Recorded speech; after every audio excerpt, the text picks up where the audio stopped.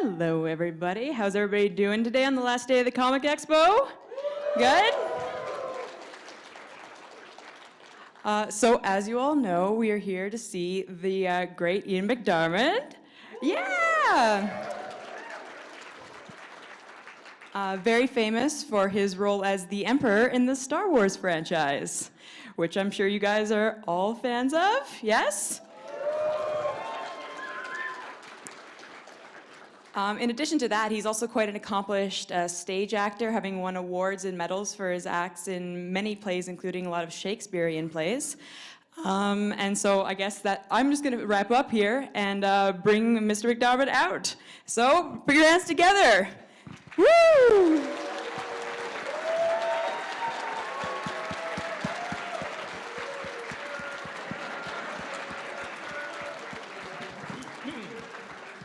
Hi, everybody. It's very nice to be here in Canada, in Calgary, for the first time, and I bid you a very warm welcome to the dark side.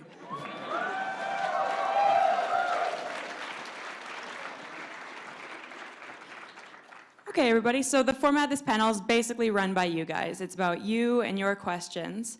So I'm just going to start it off with a question that I have. As I mentioned, you're quite an accomplished Shakespearean actor as well. And so I'm wondering if you brought any of that to your role as the Emperor. Well, that's interesting, because George always said that the Star Wars saga followed the Shakespearean pattern. And I think what he meant by that was the story of Vader is the story of a guy with a tragic flaw. Like most of Shakespeare's heroes, there's Hamlet, there's Macbeth, there's Othello, there's King Lear, and he falls into that category. Someone who started off probably instinctively good, something went wrong early on, and so despite his sort of valiant behavior and his good character, there's just that little kernel of something that can be used and twisted to evil ends. And my character took full advantage of it. So in that sense, it's a Shakespearean journey, yeah. Thank you. And actually, I should have let you guys know there are microphones set up in the two aisles here. So if you'd like to ask a question, please line up and we'll get to you. And I believe we do have a question right over here to start us off. Okay. Hello, Mr. McDiarmid. Good afternoon. I have two questions. Okay. Number one, do you have any idea, on behalf of everybody here, how awesome you really are?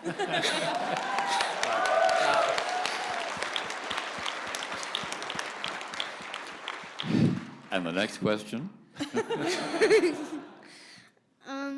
Your voice of the Emperor, did you use it for your audition, or did Lucasfilm give it to you to use in the script? It's very interesting. No, I had no idea what voice I'd use, because when I got the part, I had no idea really what character I was playing.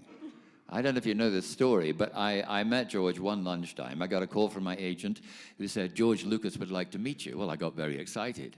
And I said, well, when? And they said, well, right now. And I looked out of my window, and there was a car drawing up immediately. So I thought, oh, well, you know, I dress casually. It'll be all right. He dresses casually. Boy, does he dress casually. He wears the same shirt all the time. I swear he washes it occasionally. Anyway, I went down to the studio, and I met him and the director of that movie, which you all know is Richard Marquand, Return of the Jedi. And we had a very nice chat, all three of us. They had already started the picture, and it turned out they were looking for a person to play a particular part. They didn't tell me that, but we had a nice chat. As I was going out the door, George turned to me and said, good to meet you. Hey, you got a great nose. So I thought, oh, that's very nice. I've been complimented on my nose before, you know, an awesome nose, to use your expression. And I got back, and the phone was ringing. It was my agent who said, terrific news, you've got the part. And I said, what's the part? And he said, oh, hang on a minute. He consulted his notes the way agents do. And he said, it's called The Emperor of the Universe. I said, oh, well, I guess we'll be doing it then. And you know the rest. But when I went in, knowing I was playing this character but not knowing much about him, and I saw the makeup, which you've all seen 4 hours later, after the very skillful Nick Dudman put this face on, and I thought, my goodness, he looks like a disgusting old toad. So I thought, well, I should try and find a voice that goes with that horrible face. So this sort of thing started happening, when I thought about it. And the first day of shooting was very shortly afterwards, about a week later. And so I just did the voice, and nobody said stop, or they didn't say anything. So I thought, well, it's going all right. And I kept doing it. And then about halfway through shooting, Richard Marquand said, I'm going to give you a tape. Okay. And he said, and this is of Clive Revel's voice, who voiced the Emperor, as you will know, in The Empire Strikes Back. And if you can get close to that, George might let you keep it. I thought, but I don't want to do that voice. And I thought, well, if Clive Revel had seen the makeup, that the Emperor was in, he would have done a different voice too. And Richard said, oh, okay. Well, just go on doing what you're doing. So I did, and nobody said anything. And then we came to the ADR, the post-syncing session, in London in a studio in Mayfair, and I turned up, of course, ready to do it. And in these days, the whole of the films were revoiced because of the sound qualities or lack of them in the studios. Nowadays, you can keep your voice by and large with a few digital tweaks because everything is so brilliant. So I knew I was there to record most of what I'd done in the picture. And I started off, and George said, great. And he looked at Steven Spielberg, who was in the room, with Kathleen Kennedy, who now runs Lucasfilm. And Steven said, oh my God, that's so evil. So I got to keep the voice. It's a long answer to your question. Thank you for the awesome bit, but I'm a modest Scot. But it's nice of you to say so.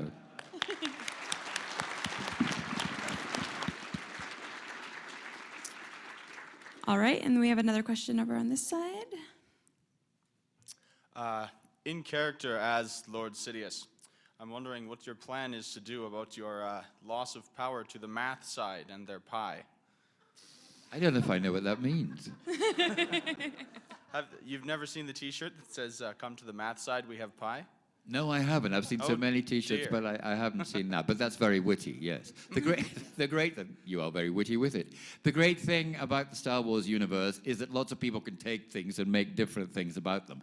I mean, I guess I've appeared in Family Guy and Robo Chicken and all sorts of things. This usually happens without my knowledge and behind my back. And people come up and say, you were great last night on TV. And I said, I don't think I was on TV last night. They went, oh, yes, you were. And then they get out their phones and they show me what I just said, So I guess it comes into that category. Thanks for your question.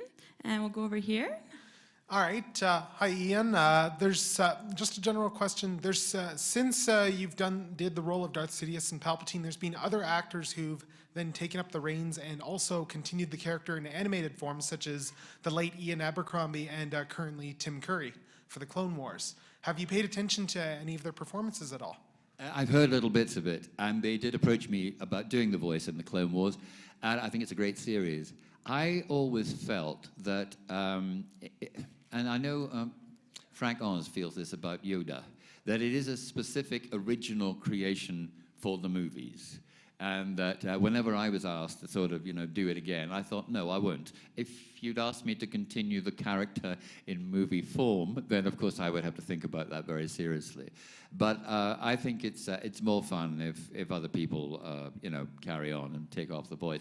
I didn't know Tim Curry was involved. He's an old friend of mine. He just started doing it because Ian Abercrombie passed away while they were recording the latest season, so he took over the role. Tim is doing the Emperor's voice, is he? He did it in the most recent episode of Clone Wars, the season finale. So. That's so interesting. He didn't tell me. I used to share a flat with him in Glasgow many years ago when we were young actors. I bet he never knew he'd be doing that. Pre-Rocky Horror days, yes, that was. Yeah. Yes, well, in terms of the stage show, anyway. Might have been a little like that backstage. Thank you. Hey, the Rocky Horror days were good days. Yeah. All right, and over here.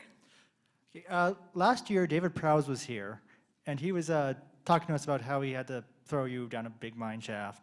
He did. That was a stunt double, right? Yeah. Yes. Okay, yes and no. Okay. Were there That's any? always the question. They answered to stunt doubles, but go on. My actual question is, were there any stunts that you were like, oh yeah, I could do that? Then you watched, and you're like, I'm very happy I didn't do that.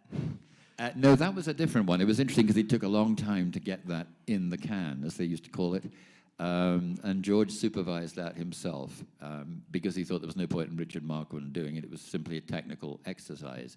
And that was, if I can just sidetrack for a moment, that's one of the interesting things about George working with other directors, which he really enjoyed. And he asked Richard to do that film because he felt that Richard would be much better with actors than he is.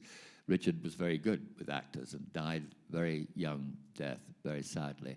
But every now and again, they sort of came into conflict, not because they disagreed, but because George was in charge, obviously, of the technical side. He used to say that he did the math, he did the geometry. And sometimes the suggestions that Richard was making wouldn't work with the geometry, so he would have to say now and again, this doesn't work. And that's really why he decided to direct all of the prequels himself, because it was so digitally complex. And it was only really in his head that the end result was. So it was just simpler for the communication with the actors and with everybody else to be direct. But the death of Palpatine, and I think we must sadly assume that he did die at the end of Return of the Jedi, doesn't mean to say, of course, that he didn't clone himself, because he was a very clever man, but I have no evidence to that. But the day of the death, or rather the week of the death, was a protracted one, and I was on a harness which took me up into the air, and then they sort of did the rest. They reversed the sequence, as they often do in movies. So you're often shot up in order to go down. It's a bit like a mirror. So I was shot up on a regular basis in a harness, and I can tell you, you learn a lot about yourself when that happens. And all Dave had to do was to catch my ankles, which he regularly failed to do. It was difficult, And so I have happy memories of spinning round the ceiling. So it's an interesting way to die as a character. But then, to my astonishment, of course, I was reborn many years later as the younger emperor, as Palpatine. And that was only because when I was cast, and I was I was exactly 38, 30 years ago. And they were looking for somebody to play old who was insurable. And they'd already cast it, and the guy who played it was a wonderful actor, and he was in his 80s, but he couldn't take the contact lenses. So they couldn't insure him. So that was how I got the part, really. And the casting director, who was a very good friend of mine, she'd seen me play Sam Shepard's play, the old version of Howard Hughes. The play's called Seduced, and the character is Henry Hackamore. But I was in a small theater, and I had the long hair and the fingernails and not too much makeup. And I guess she said to George, although I never asked the question, so I've never found out whether it's true, I know this youngish guy who can play 120. And so obviously he said, get him in. And that's where the earlier story that I told you began. Thank you. Thanks. So.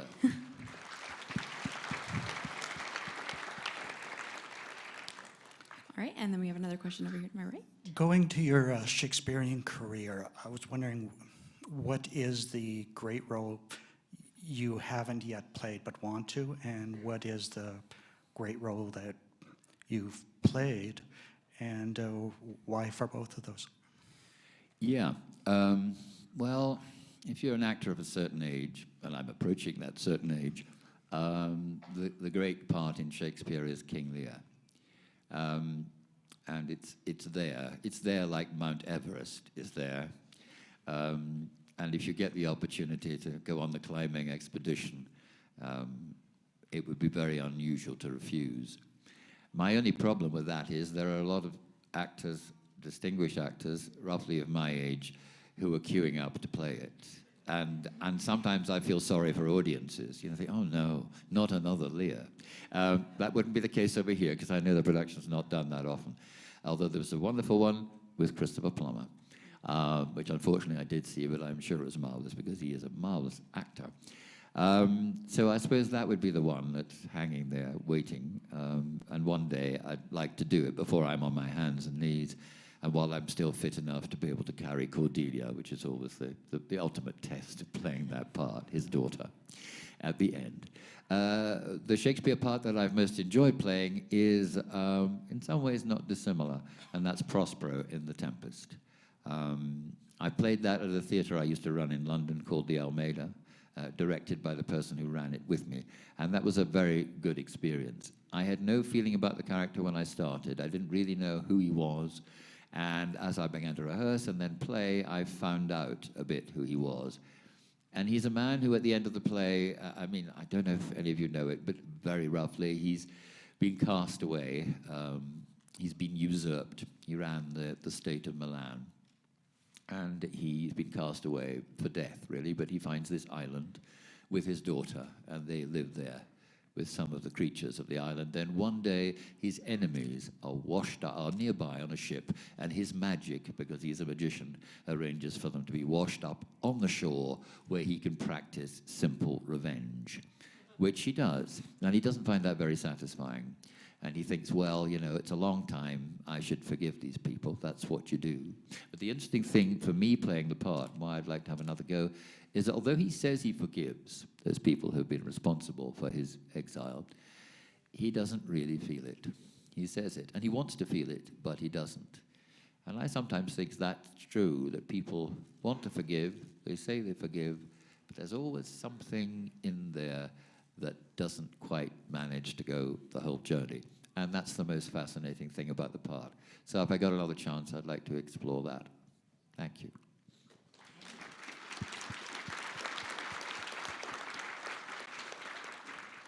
Hello. We got the microphone all set up. Go ahead. Was there a line or a scene in the movie Return of the Jedi that could have been your favorite line or scene to do? I love the scene where I was killing Mark. Not for the reasons you might think. He's the last person you want to murder because he's such fun. And he also, like a lot of American actors, was pretty up on English comedy. And there was this great English comic called Tommy Cooper. He used to wear a fez hat, and he was a magician whose tricks always went wrong. And he had this gesture. And he gives you, say, "Whoa," like that. And that was the way that he would, as it were, put his magic power onto the things he was trying to make magic with, and they never worked.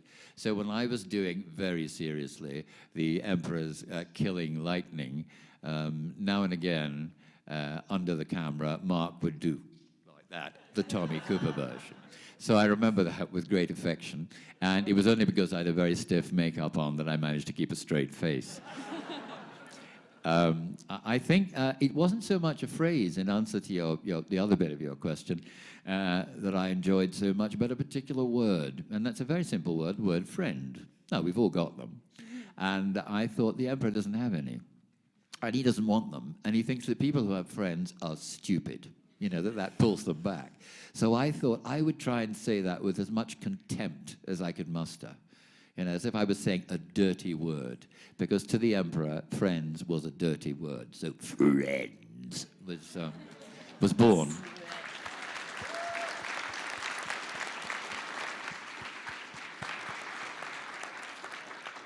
I think that's probably a lot of people's favorite word as well. All right, we have another question over here. Hi, Ian. Hello. My girlfriend and I are big fans of the TV show Spooks, which is called yes. MI5 here, I guess. Yeah. And we were quite delighted to see you show up on that show. And we were just wondering what the experience of filming that episode was like and working with those people. They're a great bunch of people, and they've been doing it for a while. And so, it's a very fast turnover, like most television these days. But they were terrific to work with, so that was exciting. It was also very loosely based. The script was by a wonderful playwright and screenwriter called Howard Brenton. And as you know, in that series, nobody gets a credit, so you wouldn't know. I mean, they keep it secret, you know, because it's a secret series. Yeah. Anyway, I was playing a character sort of based on a real person. And I shouldn't really say who that was, but the real person in question had said, basically in public, that there were no weapons of mass destruction. He was a scientist. He'd been to Iraq. And that the government's dossier, our government, not yours, had been cobbled together, and it subsequently became known as the dodgy dossier because it had been sexed up. Now, sadly, this person committed suicide as the result of the pressure. To this day, there are some people, there's a conspiracy theory about the fact that he might have been murdered, but most people don't buy that. But his family are still alive, so it's not really appropriate to talk about it. But this episode was kind of based on that kind of character, except the difference was when this scientist that I played tried to report to the Spooks team what was going on, really, apart from Matthew McFadden's character, and in fact it was his last episode in the series, they didn't want to know, and he felt it was time that the truth was told, and the truth couldn't be told because there were too many secrets involved. So it was a terrific episode to do, knowing that you were also attending to something that had really happened. Thank you. Thank you.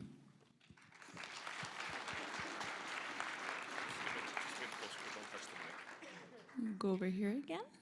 I have a question. Is George Lucas a good boss? Yes, he is. I've known George now for a while, as you can imagine, apart from the joke about the shirts. He's terrific, and we see each other now and again. He is a very bright man. That will come as no surprise to you. He's very witty, very funny, and used to be, I think he's better now, and he's about to get married. He's used to be really rather shy, rather reserved. And he jokes, it was my joke, and now it's his joke, that his direction consisted of 3 words. You could take your pick, which was, sometimes it was great, perfect, or go again. And that was about all the information you would get. I'm exaggerating, of course. But George has always said that what he felt he was good at, not directing actors per se, but choosing the right actor for the part. And he said, and then they do what they do. So in a way, that's a relief. You know, you're released into that area. And the only real strictures as far as my character was concerned, we seem to agree on everything, was, you know, how you do it within the digital world. And so there were always just technical considerations that I had to bear in mind.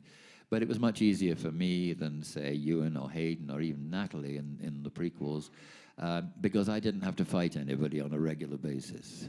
So I had no enemies to deal with.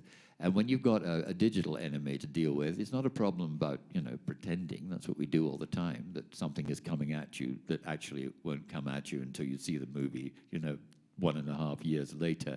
It's knowing what the character of that particular thing is. Is this an ironic moment? You know, you can shrug off, you know, a couple of troopers. Or is it a matter of life and death? And George, of course, often couldn't answer that question because he hadn't worked it out himself. And that was problematic for these actors. And that's when now and again, you know, they would understandably blame green screen, blue screen, the digital process. And it's true. What you want when you're acting is not really something on the end of a stick. Ideally, although you understand why it has to happen, you want another human being. But Star Wars was full of human beings.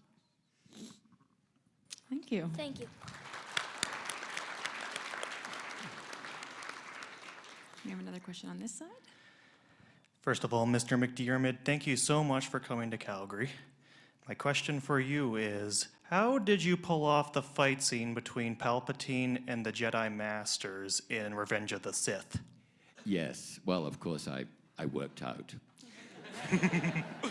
for weeks. You know, I got a few martial arts friends round for tea, you know, and it's all rubbish. I did very little in that, but I had a very good stunt double who looked a bit like me, which isn't always the case, poor soul. His name was Michael Byrne. So he did most of the work, really. I had to learn the routines because George wanted the cutaways and my facial expression at the right time and so on. I was also lucky enough to be fighting Samuel L. Jackson, who was very good and very encouraging. And when the lightsaber went more in the direction of his nose, for example, than, you know, where it should have gone, he was very tolerant and very patient and very understanding. So that was that sequence. But that was a big day. The day of fighting him was the same day I had to transform into the monster. You know, it took a little while. We did it a few times, but that was the beginning of it that day. And as I was trying to fool young Anakin into thinking that I was dying, four wind machines were being driven at me. And the studios are always full of dust, so most of that dust went into my lungs. So I'd try to do the voice and, and do a bit of, was it called acting? Well, whatever it was I was doing at that moment, and cope with the dust was much more hazardous, really, than any kind of stick waving, as they used to call it. And then later that afternoon, it was a Friday afternoon, usually when people are thinking of, wrapping up, and it was the first AD's birthday. So as it happened, that little golden robot, called Anthony, was in the corner with champagne and glasses. So it was clearly not the best atmosphere in which to do an important scene. Well, the scene we did was the scene at the opera, which you probably remember from the Sith, and that was done last thing on a Friday afternoon, starting at 4:30 in Australia. And George said, and we didn't have a chance to even go through the lines, Hayden and I. And George said, don't worry, if it doesn't work, we can always do it again on Monday. On Monday. Remember, it was 18 months before this film was due to come out, but the sense of urgency about getting it in the can within the allotted time was always there. And so we just started, Hayden and I. 3 mobile phones went off. The rattle of champagne glasses and the popping of bottles was very much to be heard in the background. But I had 2 brilliant cameramen, cinematographers, one of whom was very positioned, very like this, a slightly raised dais. One camera was there. They always liked to be underneath me so they could make me look as hideous as possible, in the nicest possible way. One there and one there. And these guys, people often say this, they were my friends in my sense, not in the Emperor's. And we did the scene about 25 times, the way you do, and with no rehearsal. And of course, I'd learned the lines at home. And oddly enough, all the things that ought to have worked against it aided my concentration. And sort of, I suppose it's like an athlete, really. You just become more and more determined to do your best. And so we got that scene with all this stuff in my throat, and my face sort of scraped after the Emperor's makeup, had been taken off. And when I've seen it, and I've only seen it a couple of times, all I can think of are these things. And to my mind, the voice in that scene isn't right, because my voice was hoarse as a result of all that dust. And I said to George, are we going to redo that? Because the voice isn't right. He said, it's perfect. Here we go. It's a voice in transition. Sure, it was from having a voice to not having a voice at all. But it suited the character because he was in transition. More and more was he becoming a Sith. That's a long answer to your question, but there you go. Thank you.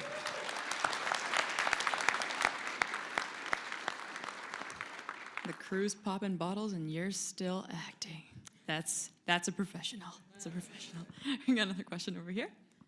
So I'm sure we all know about the upcoming Star Wars 7. I was wondering if you have any part in there or know anything about that you could possibly tell us. As usual, as a member of the Star Wars saga, I know absolutely nothing. It's true. All I know is, we've already said, he died at the end of episode 6. I know there's a book which talks about the cloning process in relation to the Emperor, but I have no knowledge of that. And I think it's a great idea that they're going on, and that they're going on the way they are with the kind of people who are going to be involved. I think it's going to be a wonderful reimagining of the whole universe, and I think that's exciting. But I think I'm dead. But I may get one of those phone calls. There's a car outside. JJ wants to see you. I live in hope. One thing that George used to talk about, I don't know whether this will continue to be operational under Disney, but there are 50 scripts written, as I'm sure you've read, of a live-action series that was going to cover the period between the end of episode 3 and the beginning of episode 4. And at that point, I have universal power. So I guess I might get a mention if that ever happens. It would be interesting because I've always wondered what the Emperor's backstory was. I mean, we know that he was a politician and then, he turned into a monster. He was always a monster. underneath the politician's mask. But I'd always imagined that he was just solid evil, you know, like a big sort of chunk of black chocolate. You know, it's simply there. You know it's come about. I get lost in this metaphor. You want to eat it, you want to spit it out. Yes, I think it's what I want to say. You don't know how it's made, and really you don't care. It's the evil, it's the chocolate that's important. However, it would be interesting to think that he might have had some kind of human fallibility early on, and that, of course, would be a wonderful thing to play. But, you know, it's all speculation. And I don't know anything about Disney's plans, but I guess if I were running things, I would let the movies get running before I thought about a television series. But I hope they don't wait too long, because another 30 years for me might be problematic. Thank you. Thank you. Okay, we'll move on to another question over here. So obviously your character was, as you say, pure evil through and through the core. Now we know of a lot of actors who have had issues playing such roles where they have to get so wrapped in themselves where, unfortunately, one actor passed away a few years ago. Did you ever have a moment where you just had so much evil through the character that you found it come out through your everyday life, or that it actually bothered you that you had such evil thoughts? No. Because you do, well, I do anyway, you do leave it at the studio door. You know, you take a deep breath when it's gone in the can, and when you hear the word wrap, you think, okay, I've done it now. It tires you. I mean, it's a tiring business anyway, making a movie. I'm not complaining. So you're left with that. And sometimes, if you're required to use strong emotion, usually anger, you can feel drained. But then you don't go home and kick the cat. I don't think, rather the reverse. You go home a warm, loving human being, you know, nice to your friends. In certain parts, there has been, I mean, which I'd call part carryover. If you're playing someone who's very depressed, it's sometimes hard to shake it off. In a movie, not in the theatre, oddly enough, because the great thing about the theatre is you go through a whole arc in the course of an evening. And at the end, people, if you're lucky, applaud.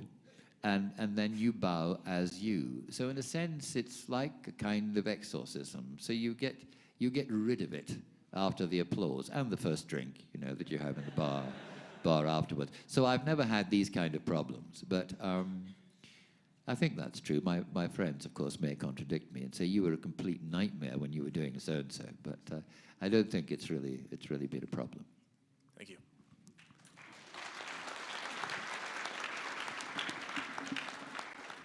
Any question over here? Oh. Hi.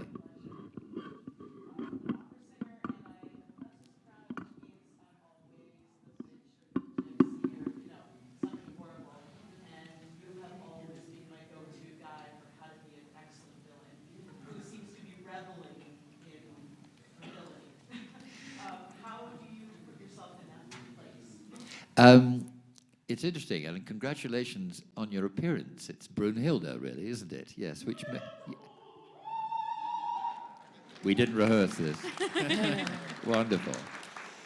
Well, it's interesting, actually, that you are an opera singer, because quite often George used, not often, now and again, George used to talk about Star Wars as a space opera. And it's sort of, I mean, you've got to find the people believable. On the other hand, it's much larger than life, so you've got to be prepared to go there too. I mean, that's part of the journey and part of what you offer. So I think I always knew that I was playing somebody who was an extended version of real life, which is the world of opera too. But of course, in opera, you have, as you've just beautifully demonstrated, the music, which can take you into areas which, alas, the spoken word can't. And you know, people sometimes say, what would you rather have been? Or, you know, if you could have been anything other than an actor, what would it have been? And I think the answer would be an opera singer, simply because I think you can dig deeper into terms of the human emotions and that difficult area, spirituality. Because I often feel that my emotions are engaged and I have some sense of the spiritual worth of what I'm seeing when I go to the opera. So I'm most flattered that you copied me, because I dare say, perhaps not you particularly, but I think of some of your colleagues when, well, I was copying them.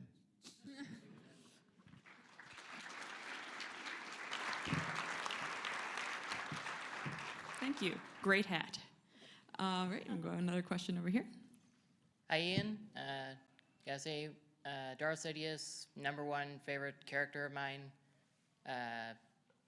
Like, Sidious created a war just to wipe out his enemies. Yes. Like, it's, like, very manipulative, very strategic in plans and making everything come together just so you can be the complete ruler. Yes. He was a brilliant politician. He really knew how to play people and things and when to play them. Timing is all. Yeah. And he knew what he was doing with that boy, later young man, and he waited until it was just the right time to, as it were, press that button. Yeah, go on. There's a novel, Darth Plagueis, by James Luceno. It talks about Palpatine's beginnings. Yes. Have you read it? I have had a look at it, yeah. And it's very entertaining. I think it's very good. If you haven't read it, I thoroughly recommend it. The thing about the novels, all of which are approved by Lucasfilm, by George, is that they are speculations. Maybe some of them will be, come to fruition. Some of them probably have. But by and large, they're side stories. They go in a certain direction. But we've also heard that Disney are interested in side stories. Spin-off is the term used. So they might decide to follow certain characters in the way, but probably with a different storyline than the books have. So who knows? Yeah. Thank you. Thank you.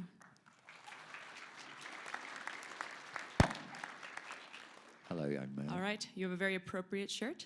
So yeah, go ahead and ask your question. Okay, Which do you Stormtrooper. like being better, a good guy or a bad guy? Well, if you've just played a bad guy, you want to play a good guy. And if you've just played a good guy, you want to be really bad. So I've had the good opportunity to play both sides. The great thing is if you've played a villain, well-known villain in a big franchise, people then tend to want you to go on doing that in various versions. And as an actor, you don't. If the part's as interesting in a different way, then you probably do it. But you want to keep on doing different things. It's just like in the theater. If you've done a serious play, then you really want to make people laugh next time. So you usually want to do the opposite of what you've done before. Is the answer to my answer to your question. Great question. Thank you.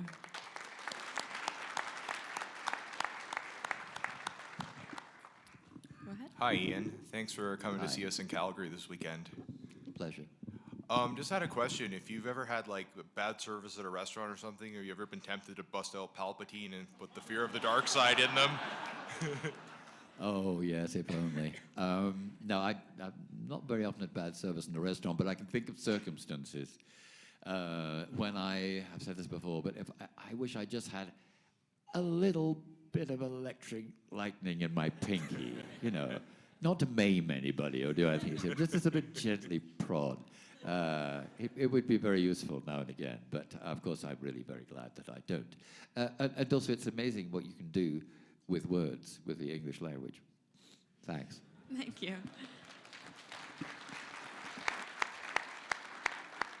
That would come in handy. That'd be great. All right, and the question over here. On behalf of my son Tyler here, we'd love to hear you do a line from Return of the Jedi. Could we hear you do a full line as your character? God, so long ago. I was... It must be difficult after all this time and things like that, trying to remember after all the things that you're doing. Yeah. It's just, I just can't unhook myself from focusing on that word friend. It's just that's how I remember it. Yeah, sorry. If you've got a favorite, I might try and recreate it for you. I'll put you on the Tyler, spot do you have now. a favorite? I think just the scene where you're talking to Luke about that you can feel his hatred. If you could do that line. Yeah. I can't remember what the specific line is, though. Feel the hate swelling in you now. Okay, I'll try that. You feel the hate swelling in you now. Thank you. See, and now I'm back to normal me. You nailed it. All right, you have another question over here? What do you like better, the original trilogy or the prequels? Good question. I'm not going to sidestep it. Of course, I like them all, and the original was my beginning, and that's Return of the Jedi. The whole sequence of scenes in that, as far as the Emperor concerned, very exciting. But then, so is the whole sequence of scenes in Revenge of the Sith. So it is hard to choose. I had a great time doing all of them, and they were completely different experiences. I know that there's a general feeling around it from the older people, by which, I mean my generation and maybe a couple below, and indeed some above, they like the older films better, and that they feel the prequels have somehow let them down. George always said that the films really always had 8-year-olds in mind, that they were, he wouldn't use the phrase, but what he meant was they're the target audience, and anybody else who enjoys them, that's fantastic. But he's making these films for kids who are 8 years old around. And to my delight and astonishment, really, the prequels are much preferred by younger. You'll contradict me if you disagree, some of you guys. But a lot of people I've talked to in that age bracket have really enjoyed the prequels more. It's great that they enjoy them at all, because I thought that maybe, because it's a while since we did them, that they would be now out-cooled, if I can invent a word, by stuff that came later. And people would think that not only that the older ones were old-fashioned, but the more recent ones were old-fashioned too, given the rapid pace of digital technology and the many different movies and indeed video games that are made. But that doesn't seem to be the case. And I think it isn't the case because basically it's a great story. I mean, I think George would probably say that too. And there is nothing like a great story to keep many generations regularly engaged. You just have to look at the great fairy tales, some of which are being ruined at the moment, but not all of them. But to just understand the staying power of these great myths. So that's how I'd answer you. Thank you.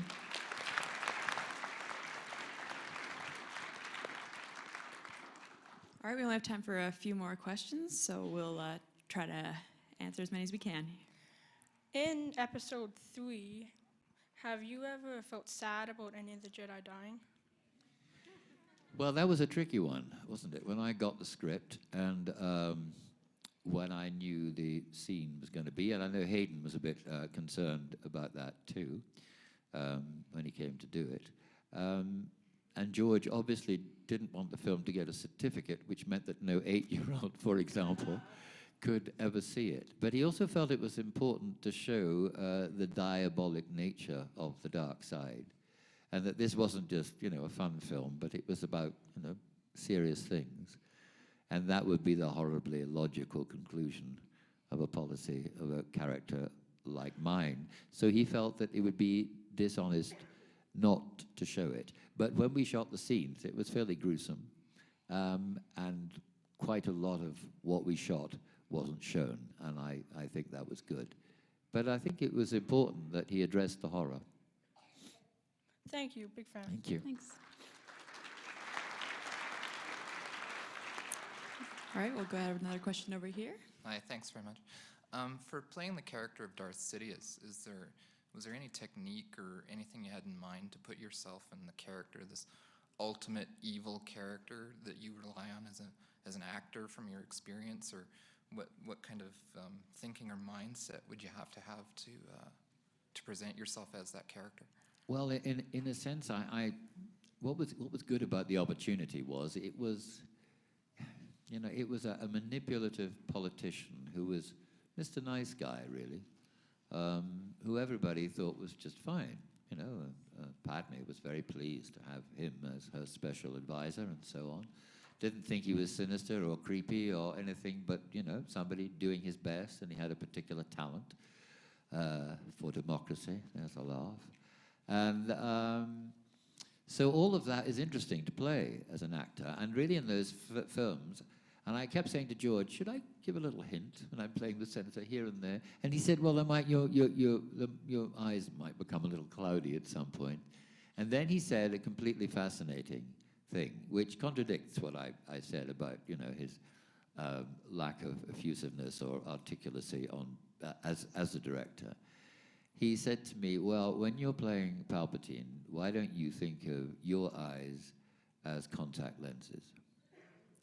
And that's a very interesting thing to say, and I thought about it. In other words, that these things that I've got aren't the things that I look at you with now, but they're somehow manufactured and they're put there. So I always used to think of that before a take when I was doing the senator, that my eyes didn't really belong, that they'd come from somewhere else. And then, of course, when the contact lenses went in as the emperor, that was the same thing in reverse.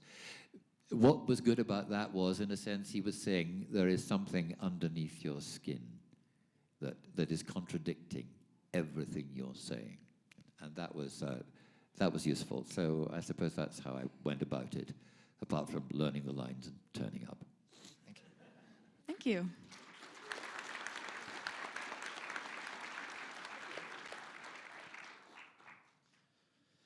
Okay, so we can keep going here, and then we just have a few minutes left. So yeah, go ahead. Hey, Ian, I just wanted to thank you for coming to Calgary. It's awesome having somebody as amazing as you come here. I just wanted to ask, two questions, I guess. What was your favorite moment, favorite scene to film? And also, what is your favorite part about Calgary? I don't know if you got to do anything here, but what is your favorite part? Okay, I'd love to be able to answer your second question, but I haven't seen any of Calgary except through a car window and through the windows of the hotel. But I have to put that right tomorrow, and I've had a few suggestions, so I'm going to take them up. My favorite scene, I suppose, as I said earlier, I really did like killing Luke for the reasons I've described, and he didn't die. The only thing that really sticks in my mind specifically, and not just for the reasons I've already given, is the scene where Anakin finally is seduced to the dark side. I think one of the things I liked most about it was that George decided to set it in a theater. Originally, that was going to be another office scene. And for reasons I never really understood, every time I got an office and I got more powerful, the office got bigger. I said, you're not going to do that digitally? He said, yeah, no, it's kind of important. You get a bigger desk. So, these enormous things. So I really felt, powerful. Well, everybody else, they were saying, there's 300 people over there and there's 500, and they got to see them, at the first showing of the movie, and that was the first time. I like the idea also of Palpatine. He has no redeeming features, except it looked for a moment as if he might be interested in theater. Except he only used it as a means to an end. But also the good thing about shooting that scene and having decided, and of course I wasn't looking at anything, I was just looking at nothing. The squid ballet was added later, although George said it would probably be something like that, is that you can, it helps the acting, because you can always look away and pretend that you're looking at, while you're waiting, to hear what the effect of your awful poisonous words have had on young Anakin. So I think from that point of view, that was the scene I most remember. And I remember it because of the mobile phones going off and the fact I was choking to death and there was people about to drink champagne too. Thank you so much. All right, so we have these last two questions here. You want to go ahead? In the books and a really awesome set of comics, the Emperor does live on by possessing his clones, and I'm wondering if Disney asks, would you take up the role again? You should talk to my agent. It would be very hard to resist if there was an opportunity to, as I said earlier, to find out more about the most evil thing that was ever spawned by cinema. So, yes. Thanks. All right, and then we have our last question today. Hey, Ian, thanks for coming. So I wanted to ask you about Dirty Rotten Scoundrels. I really love that one scene where Steve Martin plays Rupert and he pisses his pants while that girl's sitting there with Michael Caine. And then, you know, you're like, may I take your trident, sir? And he's like, yes. Do you have like any funny stories about filming that movie you could talk about? Oh, yeah, we don't have the time. Well, when you're working with Steve Martin, whether in that scene or another, it's very difficult not to piss your pants on a regular basis because he's just so funny. And I'm probably speaking out of turn here, but he contributed to the script, why would he not, in a very skillful way, at a difficult time for movies. And he made the odd suggestion about my lines, and they were always sort of brilliant. One of my favorites was, which is probably could have been said by the Emperor, which was "Welcome to Hell," as we decided to give him a really rough ride. But of course, his character always put one over on us. That was enormous fun. Of course, it was directed by Frank Oz, who I met on that for the first time. And we always talked about sequels on that. We were all supposed to go to Venice next time, and Frank promised me more lines. But you know what didn't happen to that. Thank you. Thank you for the question. You see, we've ended on a lighter note. We've ended on a note of comedy. Thank you very much. Thank you.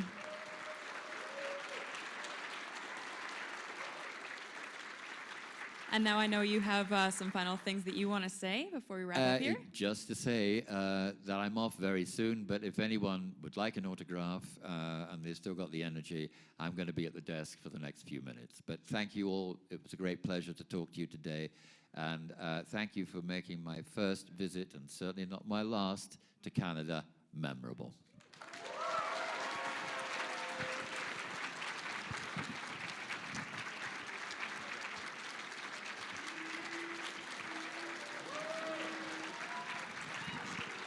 I guess I shouldn't have put that down. Thanks, everybody, for coming. And yeah, I hope you guys enjoyed the Comic Expo. I think this is one of the last things today. So yeah,